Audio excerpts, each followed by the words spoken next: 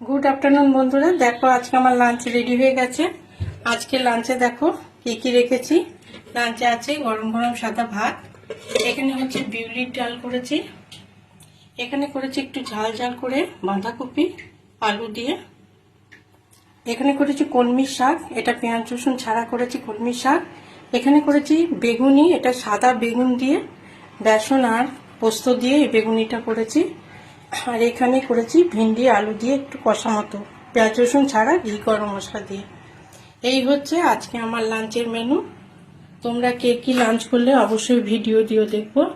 আমার lunch menu তোমাদের কেমন লাগলো অবশ্যই কমেন্ট করে জানিও। ভালো থেকো, সুস্থ থেকো। এই পর্যন্ত।